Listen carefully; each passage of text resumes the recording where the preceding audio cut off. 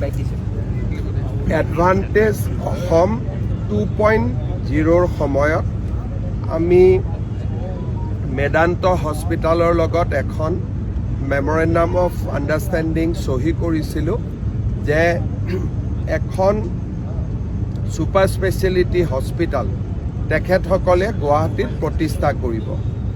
আজি সেই প্ৰতিশ্ৰুতিকে আগুৱাই লৈ গৈ তেখেতসকলে 3টা ইণ্টিগ্ৰেটেড প্ৰকল্প আনিছে। প্ৰথম, গুৱাহাটীত এখন মেদান্ত হস্পিটাল হ'ব, যাৰ জৰিয়তে 5,000 লোকে ইয়াত নিয়োগৰ সুবিধা পাব।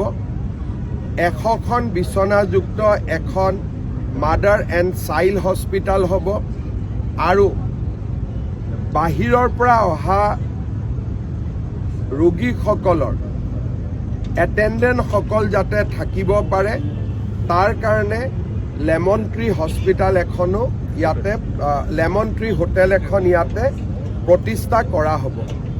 এই 3টা প্ৰকল্পই প্ৰায় 6,000ৰ পৰা 7,000 যুৱকৰ নিযুক্তিৰ বাট মুকলি কৰিব আৰু অসমৰ উদ্যোগীকৰণৰ দিশত এটা বৃহৎ পদক্ষেপ পেলাবলৈ সক্ষম হ'ব।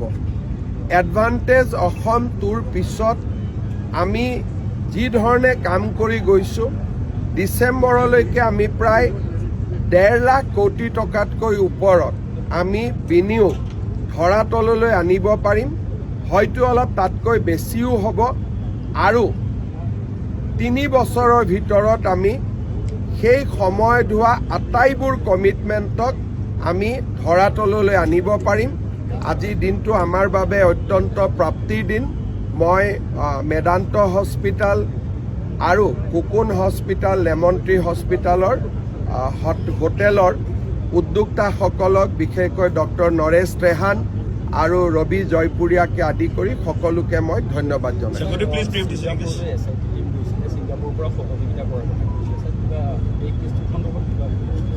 ছিংগাপুৰ চৰকাৰে যেতিয়া আমাৰ SIT টীমটো গৈছিলে, তাত আমাক তেওঁলোকে সহযোগিতাৰ আশ্বাস দিছিলে। আজি ছিংগাপুৰে আনুষ্ঠানিকভাৱে অসম চৰকাৰলৈ ফাইনেল পষ্টমৰ্টেম ৰিপৰ্ট তেওঁলোকে পঠিয়াই দিছে আৰু টক্সিকলজি ৰিপৰ্ট, অৰ্থাৎ গুৱাহাটীত যেতিয়া আমি ছেকেণ্ড পষ্টমৰ্টেম কৰিছিলোঁ তেতিয়ালৈকে শৰীৰ 5 দিন 6 দিন পুৰণি হৈ গৈছিলে, কিন্তু ছিংগাপুৰৰ টক্সিকলজি ৰিপৰ্ট মৃত্যুৰ 5 মিনিটৰ ভিতৰতে ব্লাড চেম্পল লৈছিলে। গতিকে সেইটো বহুত বেছি অথেণ্টিক হয়। আজি মোক আমাৰ অফিচাৰসকলে জনোৱা মতে ছিংগাপুৰ চৰকাৰে এমলেট মিউচুৱেল লিগেল এছিষ্টেন্স নীতিৰ অধীনত আমাক তেওঁলোকে পষ্টমৰ্টেম ৰিপৰ্ট, সাগৰৰ লগত জড়িত তেওঁলোকৰ নীতি নিয়মসমূহৰ বিশদ বিৱৰণ আৰু টক্সিকলজি ৰিপৰ্ট 3টাই আমাক পঠাই দিছে, যিটোৱে আমাৰ ইনভেষ্টিগেশ্যনত বহুতখিনি সহায় হ'ব। আৰু ছাৰ, জুবিন গাৰ্গৰ চিনেমাটো ৰৈ বিনালে সমগ্ৰ অসম তথা উত্তৰ পূৰ্বতে চলিছে। আপুনি ছাৰ কেতিয়াকৈ চাব? মই যেতিয়াই চাব যাম, মোৰ লগত 20জন 25জন ছিকিউৰিটিও সোমাব আৰু অনুৰাগীসকলে হলটোত বহি অশান্তি পাব। সেইকাৰণে মই সিদ্ধান্ত লৈছোঁ যে কেইটামান দিন পিছত ভিৰ কমিলে আমি সকলো মন্ত্ৰী, বিধায়ক আৰু শুভাকাংক্ষীসকলক লৈ একেলগে আমাৰ আইডো চিনেমা হল আছে, আছাম ফিল্ম ফাইনেন্স কৰ্পৰেশ্যনৰ, ফিল্ম ডেভেলপমেণ্ট কৰ্পৰেশ্যনৰ, তাতে আমি সকলোৱে বহি উপভোগ কৰিম। প্ৰথমতে VIP সকলে গৈ চোৱাতকৈ সাধাৰণ ৰাইজে চাব লাগে, কাৰণ তেওঁলোকে অধীৰ আগ্ৰহেৰে অপেক্ষা কৰিছে। আমিতো চোৱাৰ বহুত সুবিধা পাম। অন্ততঃ প্ৰথম এসপ্তাহ সাধাৰণ ৰাইজক মন্ত্ৰী বিধায়কে দিগদাৰ নকৰিলে ভাল। স্যাৰ, মেট্ৰিক সিনেমা হলে ৰাতিপুৱা ঠিক 4:25 মিনিটত প্ৰথম শ্ব আৰম্ভ কৰিছে। যথেষ্ট আসলে অনুৰাগী ভিৰ কৰিছে। এইটো চব এইখন জুবিনৰ শেষ চিনেমা, গতিকে সকলো জুবিনৰ অনুৰাগীয়ে চিনেমাখন চাব চেষ্টা কৰিব। ৰাতিপুৱা শ্ব' দিয়াৰ কাৰণে, ৰাতি শ্ব' দিয়াৰ কাৰণে সকলোৱে সুবিধা পাব। আৰু মই ভাবোঁ যে চিনেমাখন চোৱাৰ ক্ষেত্ৰত চিনেমা হলসমূহে যিমানেই ৰাইজক সহযোগিতা কৰিব পাৰে, সুবিধা কৰি দিব পাৰে, সিমানেই ৰাইজে চিনেমাখন চোৱাত সুবিধা পাব। Sir, the postmortem report from the Singapore authority, will the SIT able to submit this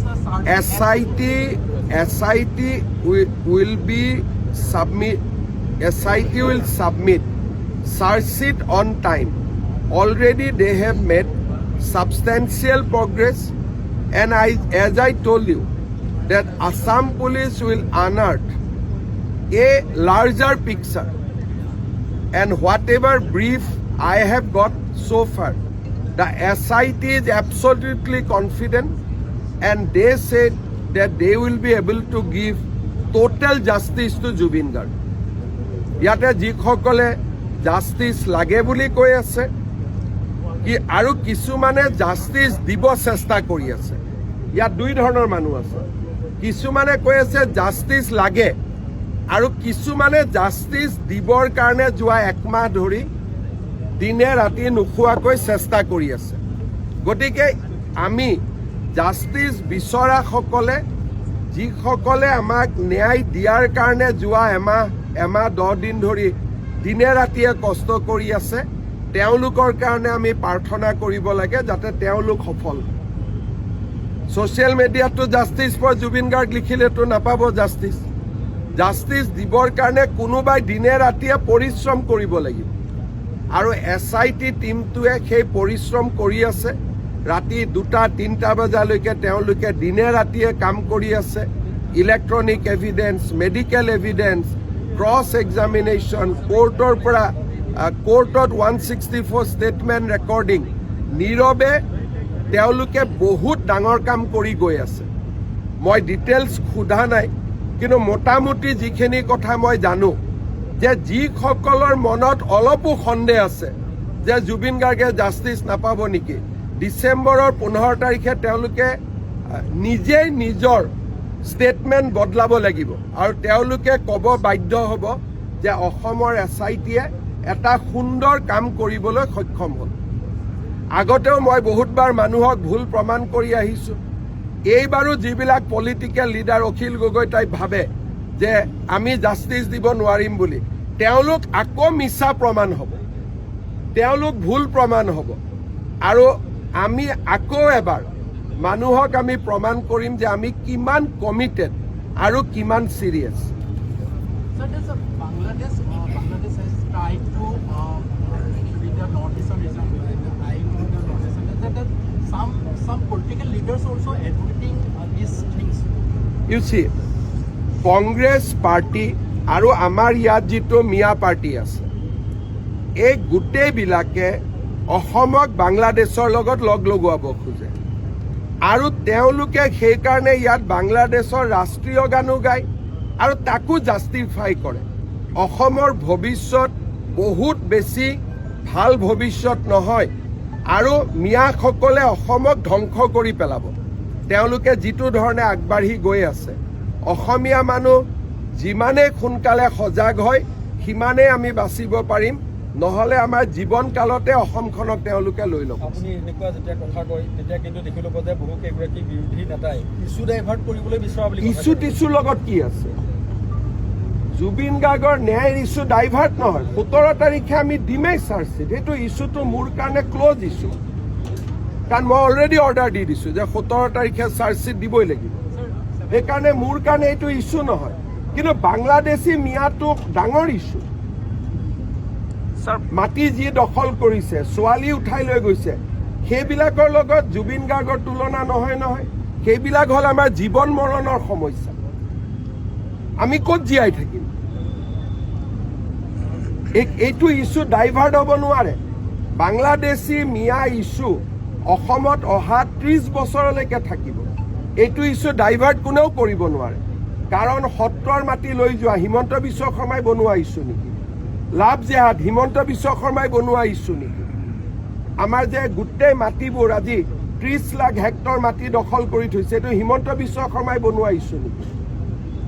জুবিনৰ ন্যায় নিজৰ জেগাত, তাক আমি দিমেই 100%। বাকী ইছ্যুবিলাকতো নোহোৱা হ'ব নোৱাৰে। আজি সকলোৱে কয় অমুক কৰিব নালাগে তমুক কৰিব নালাগে এবাৰ লুৰিণ গগৈ কৈ দিয়ক না যে মই ইলেকশ্যনো নেখেলো জুবিনৰ ন্যায়ৰ কাৰণে এই যে ন্যায় পাৰ্টি এটা আছে অৰিজিনেলখিনি বেলেগ প্ৰকৃত অনুৰাগীখিনি বেলেগ যিখিনি ডুপ্লিকেট ন্যায় পাৰ্টি জীৱনত জুবিনক সমালোচনাই কৰি থাকিলে এদিনো জুবিনৰ ভাল কথা নকলে এই ডুপ্লিকেট ন্যায় পাৰ্টিটোৱে কৈ দিয়কচোন মই ইলেকশ্যন নেখেলো বুলি ইটো হ'ব নালাগে সিটো হ'ব নালাগে লগত ইলেকশ্যনো নুঠো বুলি কৈ দিয়ক কয় বোমা ফুটাব নালাগে পূজা কৰিব নালাগে ইটো কৰিব নালাগে সিটো কৰিব নালাগে লগত অখিল গগৈয়ে কৈ দিয়ক যে এবাৰ ইলেকশ্যনো হ'ব নালাগে লুৰিণজ্যোতি গগৈয়ে কৈ দিয়ক এবাৰ ইলেকশ্যনো মই নেখেলো দুখতে সেইটোতো নকয় এই গোটেই ডুপ্লিকেট যিটো ন্যায় পাৰ্টি তেওঁলোকৰ লক্ষ্যটোৱে হ'ল ইলেকশ্যন কিন্তু আমি হৈছোঁ অৰিজিনেল ন্যায় পাৰ্টি সেইকাৰণে 17 ডিচেম্বৰত আমি সম্পূৰ্ণ তথ্য ৰাইজৰ আগতো লৈ আহিম কোৰ্টৰ আগতো লৈ আহিম আৰু মানুহ মানিবলৈ বাধ্য হ'ব যে আমি কিমান ডাঙৰ কাম উইদিন দ্য টাইম আমি কৰিব পাৰিলোঁ মই ইমান কনফিডেণ্টলি কৈ আছোঁ যেতিয়া তাৰ পৰা আপোনালোকে বুজি পাওক যে মই কিমান বেছি কনফিডেণ্ট যে ডাঙৰ তথ্য সহকাৰে SIT ৰিপৰ্ট হ'ব আৰু বহুত অসমৰ নজনা মানুহে বহুত কথা জানিব এতিয়া অখিল গগৈয়ে ক'ব হিমন্ত বিশ্ব শৰ্মাই কেনেকৈ গম পালে মই দেশৰ গৃহমন্ত্ৰী ৰাজ্যৰ গৃহমন্ত্ৰী যিখিনি মই গম পাব লাগে সেইখিনিতো মই গম পাবই লাগিব ডিচেম্বৰ লাষ্ট ডেট হয় 19 তাৰিখে তেওঁ ঢুকাইছিলে গতিকে আমি 3 মাহত দিব লাগে গতিকে 17 ডিচেম্বৰটো আমি লাষ্ট ডেট ধৰিছোঁ কিন্তু SITয়ে মোক কোৱা মতে তাতকৈ আগতেই কাম হৈ যাব মই লাষ্ট ডেটটো কৈ আছোঁ আৰু কেইজনমানে মোক হত্যা বুলি কোৱাৰ কাৰণে মাজে মাজে জোকাই থাকে তেওঁলোকৰো মুখত চূণ পৰিব মই এটা ব্ৰডকাষ্টত কৈছিলোঁ হত্যা শব্দটো কোৱাৰ কাৰণে মাজে মাজে CMে হত্যা কৈছিলে CMে যি কয় ভাবি চিন্তি কয় CMে এটা কথাও উপৰুৱাকৈ নকয় মানে 17 ডিচেম্বৰ লাষ্ট ডেট লক্ষ্মণ ৰেখা তাৰ আগতে হ'ব গতিকে 17 ডিচেম্বৰৰ আগত হ'ব কিন্তু লাষ্ট ডেটটো হ'ল 17 December Sir, Gaurav Gogoi hasn't yet spoken a word against a person who sang the Bangladeshi national anthem in Barak Valley. Gaurav Gogoi Pakistani agent হয় পিয়ৰলি পাকিস্তানী এজেণ্ট আৰু মই কোৱাৰ কাৰণে সাহস আছে যদি মোৰ ওপৰত ডিফামেশ্যন কেছো দিয়ক he is a pure Pakistan agent মোৰ লগত যিমান তথ্য আছে মই যিদিনাখন আপোনালোকক দিম সিদিনাখন আপোনালোকে গম পাব হি is A 100% Pakistani agent He has been planted by foreign power in the state of India, in our country. He is a planted person. আৰু তাৰ উপযুক্ত প্ৰমাণ লৈ মই কথাটো কৈছোঁ নিয়ম মতে ইলেকশ্যন আছে বুলি ইলেকশ্যন নাথাকিলেতো মই আৰু কঠোৰ হৈ দেখুৱাই দিলোহেঁতেন কিন্তু ইলেকশ্যন আছে কিবা এটা কৰিলে মানুহে ক'ব যে পলিটিকেল কাৰণত কৰিলে নহ'লে মোৰ হাতত ইমান দিন যিমানখিনি তথ্য আছে তাৰ পিছত তেওঁ আচলতে মুকলিভাৱে ঘূৰি থাকিবই নোৱাৰে কোনোবাই ভাবি আছে যে কাগজ নাই নেকি 10 ছেপ্টেম্বৰত দেখুওৱা নাই কিন্তু ময়ে হয় মই যি কৰিব লাগে টাইমত কৰিমেই যি কৰিব লাগে 100% আৰু he is a pure Pakistan agent and as a chief minister মই কৈ আছোঁ he is a planted person মই এজ এ চিফ মিনিষ্টাৰ কৈ আছোঁ খালি প্ৰেছ কনফাৰেন্সখন কৰা নাই কাৰণ নহ'লে ক'ব আকৌ জুবিনৰ ইছ্যু ডাইভাৰ্ট কৰা বুলি যিটো আপুনি এইমাত্ৰই ক'লে সেইকাৰণে জুবিনক ন্যায় প্ৰদান কৰাৰ কামটো কৰি লৈয়ে ইটো কামত হাত দিম হ'ব